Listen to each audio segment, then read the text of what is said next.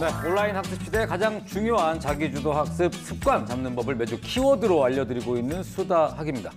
자, 이 세계보건기구에서요, 우리 학생들에게 매일 하루에 1시간씩, 그러니까 일주일에 7시간 정도 되겠죠. 이렇게 좀 꾸준히 운동을 해라라고 권장을 하고 있는데, 놀라지 마십시오. 우리 아이들, 일주일 평균 운동 시간이요, 2.64시간밖에 되지 않는다고 합니다. 뭐 현저히 부족하지요.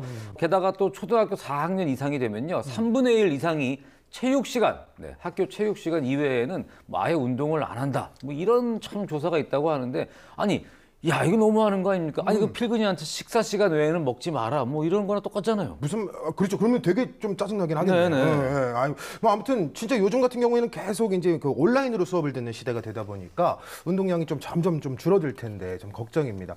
학생 여러분, 지금 움직여야 됩니다. 그렇지 않으면 이렇게 돼요. 제가 그렇게 했는데 크고 보니까 이렇게 많이 커졌어요. 네, 뭐 확 와닿네요. 네, 좀 운동하러 간 것 같아요. 그래요. 그래서. 하지만 이렇게 와닿아도 이런 얘기는 좀 선생님한테 좀 자세하게 들어보고 싶은데 너무 반가운 얼굴 이서윤 선생님이 나오셨습니다. 반갑습니다. 네, 안녕하세요.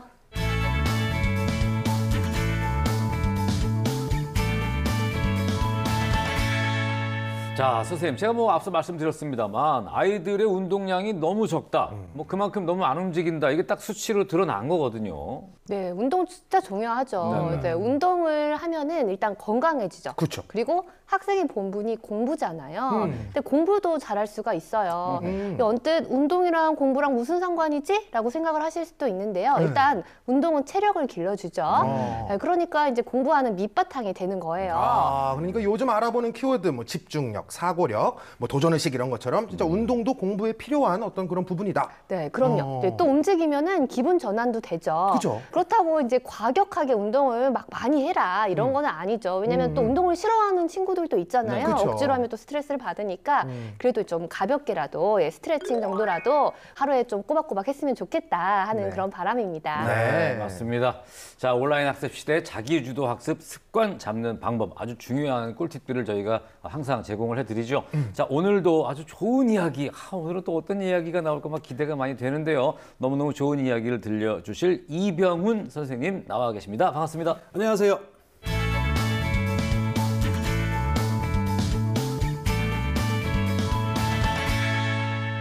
네, 바야흐로 온라인 학습 시대, 그리고 그 온라인 학습 시대에 아주 중요한 자기주도 학습 습관 잡는 방법. 매주 키워드를 이렇게 다 선보이고 있는데 오늘 키워드 제가 살짝 들었거든요. 야, 이거 뭐 정말 탄성이 절로 나오는 그런 키워드입니다. 소개를 좀 해주시죠. 네, 아이 맞춤형 수학 학습법입니다. 바로 이겁니다. 이게 바로 모신 이유입니다. 맞춤형이라면 뭐 이런 건가요? 뭐 그러니까 까불 막 이렇게 외향적인 친구들한테는 뭐 이렇게 해야 되고 뭐 좀 내향적인 친구들한테는 뭐 이렇게 해야 되고 뭐 이런 내용일까요? 네, 그렇습니다. 유형별 학습법이라고 이해하면 쉬운데요. 앞서 운동 이야기가 잠깐 나왔지만 운동 같은 경우도 잘하는 아이, 못하는 아이, 또 좋아하는 아이, 싫어하는 아이, 또 구기 종목을 잘하는 아이, 혼자 하는 거를 좋아하는 아이. 그쵸. 이렇게 성향과 유형이 있죠. 그렇죠. 다 다르죠. 아이들이. 그죠. 공부도 마찬가지로 많은 유형의 아이와 많은 학습법이 존재하는데요. 오늘 잘 알려주고 가겠습니다. 야, 기대가 됩니다. 네, 혹시 탕수육 먹을 때 어떻게 드시는 거를 선호를 하세요? 부먹? 찍먹? 부먹, 찍먹. 저는 뭐 보통은 부먹이고. 부먹. 선생님께서. 저요? 저는 그 탕수육이 오잖아요. 네네네. 구석에다가 소심하게 뿌려주고. 그냥 먹을 사람 먹고 찍어서 아닌 분들은 뭐 좀 부어서.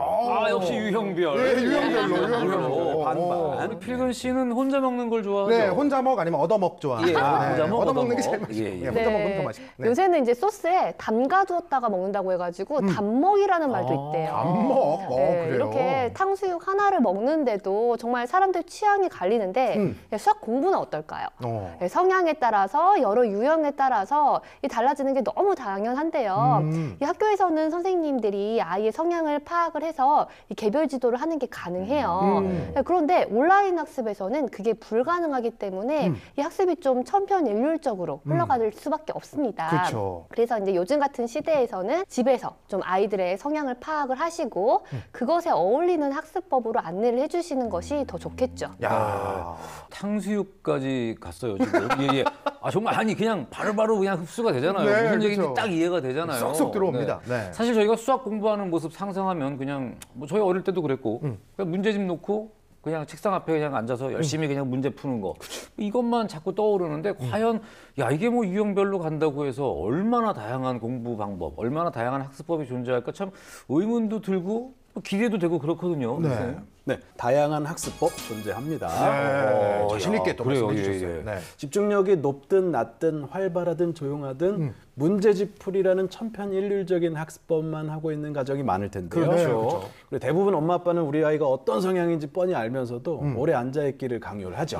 그렇죠. 이를테면 책상 앞에 5분 앉아있기도 힘든 친구한테 옆집에는 2시간을 앉아서 공부한다니까 너도 일단 2시간. 아우 싫어. 아우. 아, 생각만 해도 정말 예. 그리고서는 왜 너는 30분도 못 앉아 있어 하면서 화를 내시는 거죠. 그러면 결국엔 아이는 학습의 의욕을 잃고 공부를 잘하기는커녕 공부를 싫어하게 되겠죠. 그러면 안 되기 때문에 아이 성격이나 스타일에 맞춘 학습법이 중요한 거고요. 네. 강연으로 더 자세한 얘기를 들려드리겠습니다. 네.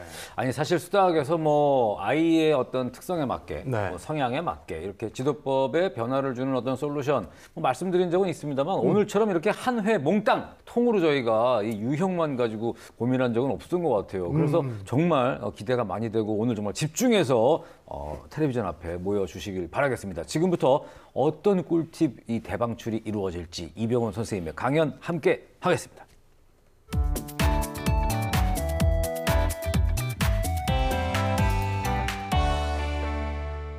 오늘 저는 아이들의 대표적인 2가지 유형을 소개해드리면서 수학공부법을 말씀드려 볼까 합니다. 첫 번째, 활동적이고 외향적인 유형. 정말 많은 초등학생들이 여기에 속할 텐데요. 공부하는 것보다는 아무래도 좀 노는 게 더 좋은 친구들. 그 친구들의 특징을 보면은 이제 수업 듣고 가만히 앉아가지고 우직하게 하는 공부를 굉장히 답답하게 생각합니다.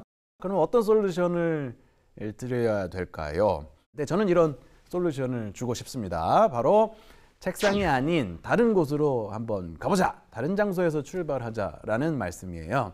책상 대신 다른 장소에 가서 수학을 공부보다는 활동으로 인식함으로써 흥미를 유발하는 방법을 사용하는 건데요. 예를 들어서 2학년 1학기 3자릿수를 배운다라고 하면은 어디로 가보면 좋을까요? 주방으로 가볼까요? 달걀판을 준비해 봅니다. 거기에 숫자를 뭐 0부터 9까지 이렇게 써놓는 거예요. 그리고 빨간색, 노란색, 파란색, 색색 공깃돌을 준비해 가지고 빨간색은 100의 자리, 노란색은 10의 자리, 파란색은 1의 자리라고 치고 이 공깃돌을 계란판에 넣고 이렇게 막 흔들어 봅니다. 열었을 때 거기 위치하는 것들이 빨간색이 3이다, 노란색이 4다, 파란색이 9에 위치하더라. 그러면 349가 되는 거죠. 세 자릿수뿐만 아니라 덧셈 뺄셈 공부에도 활용할 수 있겠고요. 더 큰 수가 나오는 사람이 이기는 게임 같은 거를 해보는 것도 참 재밌을 것 같습니다. 뿐만 아니라 날짜 공부를 위해서 달력을 오려 본다. 시계를 공부하고 숫자를 배울 때 시계를 벽에만 붙여놓지 말고 진짜 떼어가지고 시계를 막 돌려보기도 하고요. 이런 여러 가지 활동적인 성향을 반영한 활동들로 개념을 잡아 나간다면은 수학을 흥미롭게 접근할 수 있고 책상에 앉는 과정도 훨씬 더 자연스럽고 편안하지 않을까 싶습니다. 그렇게 됐을 때 비로소 앉아있는 시간도 조금씩 차츰차츰 1분씩 늘려가는 제안을 하면 자녀도 그것을 좀 더 쉽게 받아들일 것 같습니다. 활동적인 나이 책상 앞에서 공부를 강요하다가는 자칫 수학이 싫어질 수도 있습니다. 이걸 꼭 기억하십시오. 두 번째는 내성적이고 조금 정서적인 아이들, 뭐 소심하다고 볼 수도 있는데요. 그런 친구들은 또 어떻게 해야 될까? 이런 외향적이고 활달하고 적극적인 친구들하고는 달리 이 감수성 혹은 정서 이런 걸 굉장히 좀 민감하게 관찰하시고 조심스럽게 다가갈 필요가 있습니다. 정서적이고 내향적이고 소심한 친구들은 틀린다는 사실을 엄마한테 보여주는 것 자체가 너무 슬프거든요. 내적으로 힘들고 그리고 또 실수하는 거 굉장히 싫어하거든요. 이런 친구들이 자기가 실수로 틀렸다라는 거. 그래서 그런 친구들은 제가 좀 이렇게 추천드리는 방법인데 채점할 때도 엄마가 이렇게 쭉 봤는데 한 2개 정도 좀 다시 풀어봄직해 한번 도전해 볼까 해가지고 기회도 더 주고 시간도 너무 타이트하게 해가지고 이 시간 안에 꼭 풀어라 라고 강요하기보다는 충분히 여유를 가지고 풀 수 있는 기회를 줘서 다시 한번 재검토도 해보고 검산도 해가지고 정말 완벽해졌다라고 생각됐을 때쯤 채점을 하시고 채점할 때도 꼭 이렇게 짝짝이 X 이런 거 하는 것보다는 가급적이면은 틀린 거는 표기를 안 한다든지 별표라든지 맞은 거 위주로만 동그라미를 치고 아이의 기분을 좀 그렇게 예민하고 세심하게 케어해 주시는 방법을 쓰신다면은 좀 더 위축되지 않고 수학에 대해서 흥미를 잃지 않고 공부할 수 있지 않겠느냐.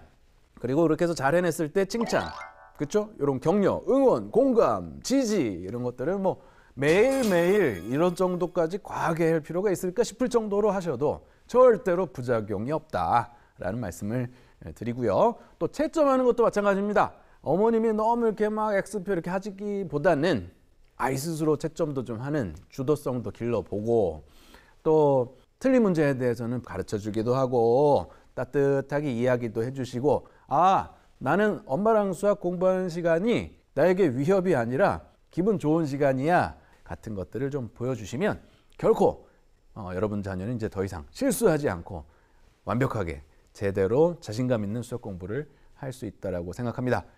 이렇게 대표적인 두 가지 성향에 대한 수학 학습법에 대해서 좀 말씀을 드렸는데요.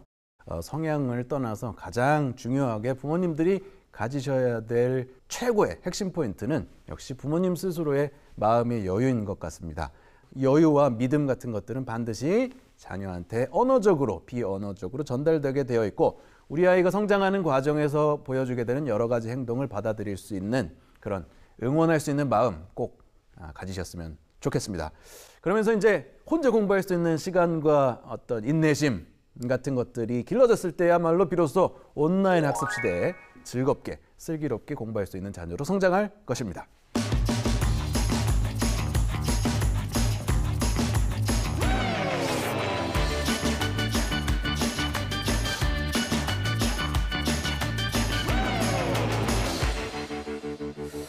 그러니까 뭐 좀 활발한 그런 성향의 아이들은 뭐 일부러 막 차분하게 하려고 막 억지로 그럴 것이 아니라 그냥 활동적으로 뭔가 좀 신나게 활동하면서 공부하는 걸로 이렇게 맞춰주고 또 소심한 아이들은 좀 우쭈쭈 좀 이렇게 좀 칭찬도 해주고 뭐 이러면서 이제 분위기를 뭐 잡아주고 상처 안 받게 잘 해주고 그걸 이제 아주 현실적인 예를 잘 들어가면서 얘기를 해주셨습니다. 네, 감사합니다. 이제 강연 듣다가 좀 궁금한 게 좀 생겼는데 그래서 내 아이의 유형을 어떻게 알아내야 됩니까? 뭐 그런 것 있잖아요. 뭐 막 요즘 막 유행 많이 하는 거가 뭐 MBTI인가요? 뭐 그런 걸로 검사하는 거. 네, 뭐 그런 걸로 뭐 할 수 있나요? 네, 그런 거 되게 좋습니다. 돼요? 네네네. 진짜요? 그냥 한 말인데 맞네. 생각 안 하고 막 얘기해봐. 계속 맞출 것 같아. 생각보다 타율이 높네. 예. 성격 유형 검사를 비롯해서 과학적인 검증이 된 검사법을 활용하면 참 좋은데요. 근데 사실 바로 옆에서 보시는 부모님은 우리 아이 성향이 어떻다, 성격이 어떻다 가장 잘 알 수밖에 없거든요. 그렇죠. 관찰을 제일 많이 하시니까 특별한 검사가 아니더라도 네네. 온라인 학습 시대로 접어들면서 부모와 자녀가 집에 함께 있는 시간이 굉장히 늘어났기 때문에 이렇다는 건 꼭 우리 아이가 어떤 아이인지 오히려 잘 판단할 수 있는 기회란 말도 됩니다. 아이를 좀 더 꼼꼼하게 한번 관찰을 해보세요. 네, 이렇게 필글씨처럼 좀 네. 활동적이고 활발한 아이들은 네네. 적극적이고 좀 무엇이든 열심히 하려는 특징이 있습니다. 네, 그래서 저는 좀 사소한 거라도 발표할 기회를 좀 많이 주려고 노력을 하거든요. 그래서 이 도형 이름 뭔지 아는 사람, 약수의 뜻이 뭔지 아는 사람 이렇게 물어봐서 대답 잘했다고 폭풍 칭찬을 해주고요. 그게 폭풍 칭찬 그렇게 하면은 좀 수업 시간에 집중을 더 하죠. 그리고 공부한 내용을 간단하게라도 좀 OX 퀴즈로 만들어서 풀어보는 시간을 가지면은 이 활발한 아이들의 참여도가 정말 높아져요. 그래서 예를 들어서 오각형은 변이 5개다 이렇게 말을 하는 거죠. 20각형은 만들 수 있다. 네, 2학년 애들은 못 만들어요. 애들 저희가 네, 이제 이런 것처럼 좀 OX 퀴즈를 만들 수가 있어요. 그래서 굉장히 즐겁고도 쉬운 방법이니까 좀 집에서 해보시면 좋을 것 같아요. 듣기만 해도 재밌는데요. 네. 이게 그 활발한 게 그냥 활발한 게 아니라 활발한데 집중력이 좀 있고. 있을 수도 있죠. 예. 근데 이 친구는 활발한데 집중력은 뭐 너무 떨어져. 저요. 그렇지. 적절한 얘기지. 난데. 이렇게 되면은 이게 활발하다, 뭐 조용하다, 단지 이게 아니라 좀 세분화가 돼야 되는 거 아닌가. 이런 참 궁금증이 듭니다. 네, 이제부터 아주 세세히 짚어보겠습니다. 일단 초등학생 중에 가장 많다는 공부보다 친구 먼저인 그거 뭐 엄청 많죠. 예, 뭐. 저희가 뭐 대부분이 그랬던 걸로. 다 그랬죠, 뭐. 이런 친구들은 차라리 친구들끼리 공부를 할 수 있게 해주세요. 다만 학습 수준이 비슷하면 안 되고 자기보다 좀 잘하는 친구에게 배우는 거를 부끄러워하지 않는 친구면 그 친구한테 배워보도록 하고 아니면 자기보다 좀 공부를 못하는 친구를 가르쳐 주는 것도 참 좋죠. 네, 맞아요. 좀 선생님보다 이 친구가 설명하는 것을 선호하는 아이가 생각보다 많습니다. 그래서 모르는 게 있으면 제발 좀 선생님한테 물어봐라 라고 이야기를 하는데도 특히나 고학년 아이들은 담임 선생님보다는 친구들을 좀 더 편하게 생각해서요. 저도 교실에서 또래 선생님이라고 해가지고 네. 좀 잘하는 친구들이 다른 친구들을 가르쳐 줄 수 있도록 이런 시간을 갖습니다. 그렇죠. 자녀가 좀 느긋한 성격이다. 나아가서 수학 공부할 때 느긋하다 못해서 좀 무기력하기까지 하다. 이런 유형도 점점 고학년으로 갈수록 많아지거든요. 그럼 이런 느긋한 학생들은 어떻게 하면 좋을까요? 이런 학생들은 성공 경험이나 동기부여가 굉장히 중요한데요.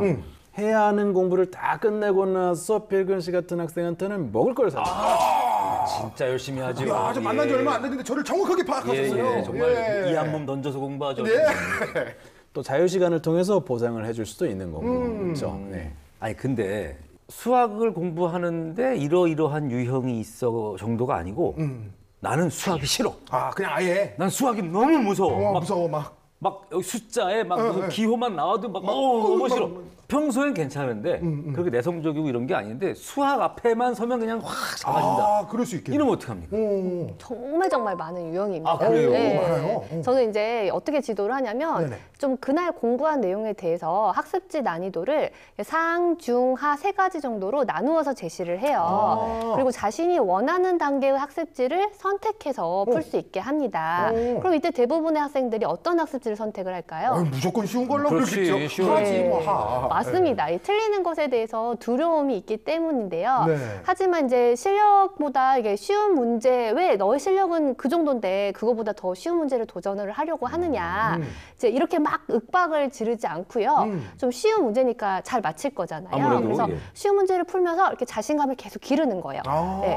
그렇게 하면서 나중에 이제 점차 격려를 하면서 올라갈 수 있게 하는 겁니다. 그 다음에는 조금 더 높은 난이도를 도전을 해볼 수 있게 하고요. 이제 시간 여유를 좀 충분히 줘야 돼요. 그리고 문제 수는 많지 않게 하면서. 네. 저도 궁금한 게 하나 있어요. 왜 덤벙거리는 아이 있잖아요. 물론 이것도 제 얘기긴 합니다만 뭐 어쨌든 그 왜 있잖아요. 그 꼭 다 풀어놓고 마지막에 단위 안 써서 틀리고 이런 친구들 있잖아요. 킬로그램 이런 거 안 쓰는 거. 네네네 그런 거 안 써서 그런 친구들은 어떻게 해야 돼요? 덤벙거리는 아이는 이제 서술형 문제를 통해서 습관을 잡아줄 수 있고요. 꼭 마무리를 뭐뭐입니다. 그리고 쓰고 마치는 연습을 하루에 몇 문제씩 하는 거죠. 또 저학년이라면은 줄 그어주고 공간에 맞게 이렇게 채워서 쓰는 연습도 매일 조금씩 하고 또 문제 해설을 복사해가지고 실수를 줄이고 실력을 키울 수가 있어요. 해설을 복사를 해요. 복사요? 해설지 안에 이렇게 설명이 길게 쫙 돼 있잖아요. 네. 여기에 뭐뭐이므로 이런 표현이 있는 데가 핵심 포인트거든요. 여기를 지워주는 거예요. 뭐뭐 임으로 뭐 이런 거. 예를 들어서 15.6kg의 옥수수를 12명에게 똑같이 나눠주면 한 사람당 몇 킬로의 옥수수를 받게 될까요? 라는 문제라고 한다면 네네. 해설지에 15.6을 12로 나누는 과정이 쭉 나와 있겠죠. 네. 풀이해서 뭐뭐임으로 표현 앞에 나와 있는 10분의 156 곱하기 12분의 1 부분을 지워보는 게 이렇게 포인트를 한 줄씩 지어주고 아이가 그 위에 써보도록 하는 거죠.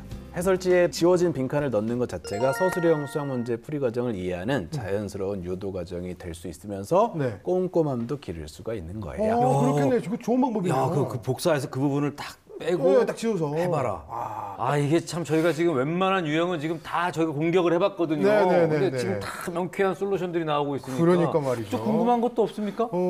이번에는 좀 아예 반대로. 예. 알아서 척척 잘하는 애들도 있을 수 있잖아요. 예? 아니 진짜로 잘하는 애들. 걔네들은 놔두면 되는 거 아닌가? 이것도 뭔가 좀 유형이라고 봐야 됩니까? 중요한 질문이에요. 이 잘하는 아이라고 하더라도 그 흥미와 실력을 중고등학교 때까지 꾸준히 유지를 하는 게 아주 중요하잖아요. 그죠. 그래서 잘하는 것도 좀 어떻게 잘하고 어떤 거를 좋아하느냐 이런 것들을 좀 보면 좋은데요. 먼저 좀 계획적으로 정리하는 것을 좋아하는 아이들이 있습니다. 네. 그래서 스스로 정리를 해서 차곡차곡 쌓아가는 데서 이제 보람을 느끼는 친구들은 이 코넬식 노트 필기법을 저는 저는 추천을 하는데요. 코넬식이요? 네. 미국의 코넬 대학교에서 개발된 노트 필기 방식이에요. 그래서 노트 정리의 대표적인 방법 중에 하나인데요. 네네. 이제 학습 주제 그리고 이제 필기를 합니다. 또 그 필기한 것에 좀 핵심 키워드를 적어가지고 그리고 또 마지막에는 내용을 요약하는 그런 영역으로 이렇게 나누는 거예요. 네, 그래서 만약에 이제 각기둥과 각불에 대해서 배웠다. 네. 그러면은 상단에 이제 학습한 단원의 주제를 딱 써요. 각기둥과 각불 이렇게 적습니다. 네. 네, 그리고 이제 노트 필기 부분에는 내가 이제 배운 내용을 적으면 되니까요. 각기둥을 직접 그려보기도 하고요. 각기둥의 뭐 구성 요소라든지 배운 내용들을 저희가 정리를 하는 거예요. 그다음에 이제 핵심 키워드란에는 정말 중요한 내용, 그 핵심 키워드를 적습니다. 그래서 예를 들면은 또 각불의 꼭지점, 거기서 구성 요소, 여기서 딱 구성 요소만 적는 거예요. 그리고 마지막에 내용 요약 부분에서는 위에서 내가 배운 내용으로 이제 퀴즈를 만들어가지고 문제를 하나 적어도 좋습니다. 네. 그래서 이제 이 마지막 내용 요약안에서는 네. 단순한 그런 요약보다 또 직접 문제를 만드는 게 참 효과가 크더라고요. 제가 직접 해보니까요. 네네네네. 네, 그리고 이제 또 나서기를 좋아하는 학생들 있죠. 나서기. 내가 할래. 네. 맞아요, 있어요, 저요. 네, 그래서 이제 지금 온라인 수업이고 하다 보니까 직접 수업 영상을 좀 제작할 수 있는 그런 기회를 줬습니다. 그래서 어떡해요? 공부한 내용을 좀 5분 정도의 길이로 짧게 제작을 해가지고 다음 수업 시간에 학급 친구들에게 공유를 하는 거예요. 내가 직접 온라인 학습의 선생님이 되는 네. 거죠. 그거는 그렇죠. 그 친구들 진짜 좋아하겠네요. 너무 좋아하지. 네, 좀 게다가 이제 영상을 찍으려면은 내가 내용을 정확하게 알고 있어야 하니까요. 그쵸. 공부가 되잖아요. 그렇죠. 그래서 이것의 좋은 점은 좀 쑥스러움을 많이 타고 소극적이었던 친구들도 다른 친구들의 어떤 수업 영상을 보고 자극을 받아가지고 같이 영상 제작에 동참을 하기도 하고요. 또 이제 친구들 앞에서 직접 말을 하는 것보다 네. 내가 혼자 영상을 찍어서 공유를 하는 거니까 부끄러움 많은 친구들도 조금 더 쉽게 도전을 할 수가 있죠. 야, 이 정도면은 뭐 이제 유형 다 나온 거 아닌가? 책으로 유형을 정리하고 싶다. 그러니까요. 네. 그런 생각도 드는데 뭐 혹시 진짜로 이 시청하시다가요, 그 이런 유형 궁금하다 하시는 분들 저희 게시판에 글 올려주시면 저희가 따로 물어봐서 연락드리도록 하겠습니다. 네. 아니, 정말 여러 가지 유형에 대한 궁금증이 많이 해결이 되고 계실 것 같은데 마무리 전에 우리 엄마 아빠들에게 또 해주고 싶은 말씀이 있으실까요? 모든 유형을 불문하고 엄마 아빠가 욕심내는 게 있는데 그게 바로 선행학습이죠. 선행학습. 맞아요. 하지만 학업을 앞서 나가려는 것보다는 그 학년의 개념을 잘 다지는 게 훨씬 더 중요합니다. 지금 자신의 진도에 자신감을 가질 수 있고 장기적인 수학 공부에 아주 큰 힘이 되거든요. 그리고 독서처럼 기본 소양을 갖추는 건 성향 불문, 서술형을 비롯한 수학 공부에 많은 도움이 되기 때문에 꼭 신경을 써주십시오. 그리고 조용한 아이든 활발한 아이든 모두 수학을 앞으로 끌어당길 수 있는 공통된 솔루션이 있습니다. 바로 칭찬. 칭찬으로 아이 수학 흥미를 유지시켜 주시기를 바라겠습니다. 네. 자, 이거 원샷 받는 나서기 좋아할 때 이럴 때 나서기 좋아요. 직접 하면서 그렇지. 좀 유형별로 네, 유형별로. 지금 네. 몸에 들어옵니다 지금. 네, 저희 유형에 딱 맞는 그런 시간이 또 어떻게 돌아왔네요. 마무리할까요? 네, 좋습니다. 자, 오늘은 과연 제가 어떤 분의 이야기를 모셔왔을지 함께 문을 열어보도록 하겠습니다. 필근이의 수학동화 샤랄라. 오늘 들려드릴 이야기의 주인공은 헬렌 켈러의 위대한 스승 앤 설리번이에요. 장애를 가진 헬렌 켈러를 20세기 기적의 주인공으로 키워낸 설리번 선생님. 과연 설리번 선생님은 어떻게 헬렌 켈러를 지도했던 걸까요? 태어난 지 얼마 안 되어 큰 병을 앓은 헬렌 켈러는 보지도 듣지도 못하게 되었어요. 이후 그녀의 부모님은 헬렌만을 위한 선생님을 찾아다녔지만 대부분 헬렌의 특별한 재능을 알아채지 못하고 모두 떠나버렸죠. 그러던 어느 날 헬렌의 집에 설리번 선생님이 찾아왔습니다. 선생님은 가장 먼저 모든 사물에 이름이 있다는 사실을 알려주고자 했어요. 하지만 헬렌에겐 어려운 일이었지요. 그럼에도 설리번 선생님은 포기하지 않았어요. 그래, 남들과 똑같은 가르침이 아닌 헬렌에게 꼭 맞는 지도법이 있을 거야. 이후 헬렌을 물 깃는 펌프로 데려가 한쪽 손에는 물이 쏟아지게 반대쪽 손바닥에는 물이라는 글자를 써주었어요. 이건 물이란다. 자, 이렇게 쓰는 거야. 그때 헬렌은 비로소 글자의 의미를 이해할 수 있었답니다. 손의 촉감으로 사물마다 이름이 있는 걸 깨닫게 된 거였죠. 이처럼 평범한 가르침 대신 헬렌의 성향을 정확히 파악한 설리번 선생님의 맞춤형 학습법이 있었기에 가능한 일이었지요. 그 결과 헬렌 켈러는 전 세계를 돌아다니며 장애를 비롯해 수많은 사회운동에 앞장서며 위대한 업적을 남길 수 있었답니다. 설리번 선생님처럼 우리 아이에게 꼭 맞는 학습법을 찾아 지도해보는 건 어떨까요? 아, 정말 뭔가 어떤 그 교육이라는 단어가 들어갔을 때 네. 정말 빼놓을 수가 없는 얘기죠. 그렇죠. 이 헬렌 켈러와 설리번 선생님의 이야기 정말 눈물 없이 들을 수 없는. 맞습니다. 네. 저도 어릴 때 진짜 막 감동받았던 그런 기억이 좀 나서 좀 준비를 해봤습니다. 진짜 뭐 이 포기하지 말고 네. 진짜 옆에서 잘 이끌어주면 어떤 사람이든 다 변화가 생긴다라는 거 꼭 기억해 주시면 좋겠습니다. 맞습니다. 옆에서 이끌어 주시는 만큼 아이들은 바뀌기 마련이고요. 네. 부모님들은 설리번 선생님만큼 전문적이지 않아도 괜찮습니다. 사랑으로 이끌어 주신다면 아이들에게 분명히 좋은 변화가 있을 거예요. 네. 아이 유형에 따른 다양한 학습법을 오늘 얘기를 나눠봤는데요. 자, 우리 아이는 어떤 특성을 가지고 있는지, 우리 아이는 어떤 유형인지 이런 것들을 잘 파악하고 그에 맞는 학습법으로 접근하는 것이 우리 아이가 수학을 좀 더 재미있게 느낄 수 있고 더 열심히 할 수 있고 더 잘할 수 있는 방법이라는 거 잊지 마시길 바라겠습니다. 오늘 너무너무 좋은 얘기해 주신 이병훈 선생님 그리고 이서윤 선생님, 피근 씨 너무너무 감사드리고요. 저희는 다음 이 시간에 더욱더 풍성한 수학 이야기 들고 찾아오도록 하겠습니다. 고맙습니다.